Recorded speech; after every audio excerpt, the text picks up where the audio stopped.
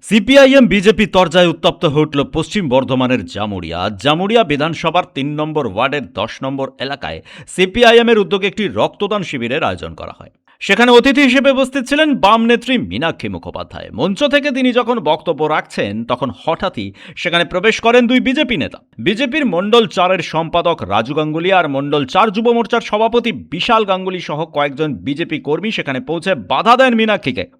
শুরু হয় বাকবিতণ্ডা।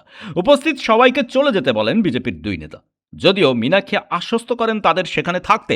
আমাদের এখানে এই চন্দন সভা কমরেড বিকাশ চৌধুরী আমাদের এই জেলার অবিভক্ত বর্ধমান জেলার গোটা পশ্চিমবঙ্গের শ্রমিক আন্দোলন কৃষক আন্দোলনের চতুর্থ নেতা, শুধুমাত্র নেতা নন, বিধানসভা পার্লামেন্টের তিনি প্রতিনিধি ছিলেন, এমপি এমএলএ ছিলেন।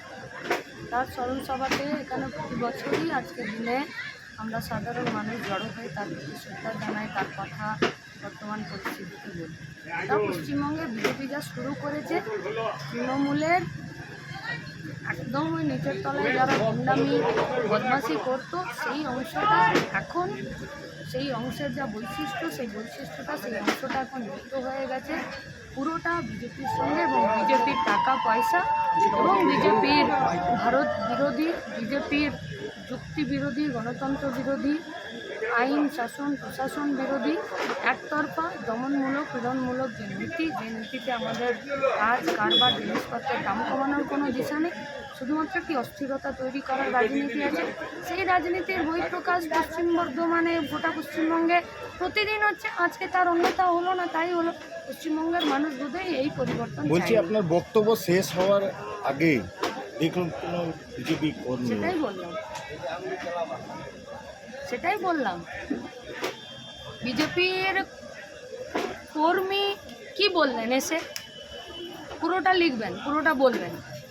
কি বললেন? মিটিং করা যাবে না। কেন না? আমরা সরকার চালাচ্ছি। তার মানে বিজেপির সরকারে অন্য কোনো দলের কোনো রাজনৈতিক কাজ চলবে না, এটাই তো। তাহলে এটা বিজেপির পার্টি এবং বিজেপির সরকার এটাকে অ্যাডমিট করছেন। যদি অ্যাডমিট না করছেন, তাহলে এলাকার বিজেপির নেতৃত্ব এবং বিজেপির সরকারকে বলছি তাদের এই কর্মীদের বিরুদ্ধে দ্রুত ব্যবস্থা নিয়ে পশ্চিমবঙ্গের মানুষকে এবং জামুড়িয়ার মানুষকে বার্তা পাঠান যে না, এটা আমাদের লাইন নয়, যারা করেছে আমরা তাদের বিরুদ্ধে ব্যবস্থা নিচ্ছি, তাদেরকে পুলিশ অ্যারেস্ট করুক, এবং আমাদের পার্টির সঙ্গে তাদের কোনো সম্পর্ক নেই। এলাকার মানুষ, গাঁয়ের মানুষ, পাড়ার মানুষ বুঝে নেবে পার্টির সঙ্গে সম্পর্ক আছে কি নেই। ওরা আরোপ লাগাচ্ছে দিদি যে আব্দুল কাইয়ুম বললো আমাদেরকে মারো মিটিং শেষ হওয়ার পর। এটা নিয়ে মানে আপনাদের সামনে এসে এখানে বললো যে মিটিং করা যাবে না, সেইটা আপনারা বলছেন। আর ওরা বললো যে কাইয়ুম বলেছে যে মারবো, সেটা কোথায় বলেছে?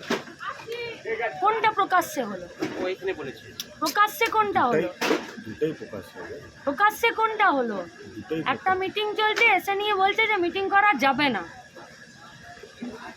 এসে নিয়ে প্রভোকেশন তৈরি করা। পুলিশ চুপচাপ দাঁড়িয়ে আছে।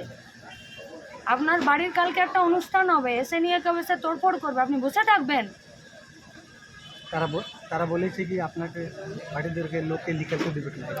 কে? ওই রাজ্য যারা এসেছে জামুড়িয়াতে, পশ্চিম বর্ধমানে কারো দয়াতে আমাদের পার্টি কাজ করে। বিজেপির দুই নেতা এবার মারধর করার হুমকি দেন। পরিস্থিতির অবনতি হওয়ায় ঘটনাস্থলে উপস্থিত পুলিশ দ্রুত হস্তক্ষেপ করে দুপক্ষকে শান্ত করে। পরে পুলিশের ঊর্ধ্বতন আধিকারিকরাও ঘটনাস্থলে পৌঁছে পরিস্থিতি সম্পূর্ণ নিয়ন্ত্রণে আনেন। পুলিশের তৎপরতায় কোনো বড় ধরনের অপ্রীতিকর ঘটনা এড়ানো সম্ভব হয়। পরে অনুষ্ঠান স্বাভাবিকভাবেই সম্পন্ন হয়। ব্যুরো রিপোর্ট, পূবের কলম ডিজিটাল।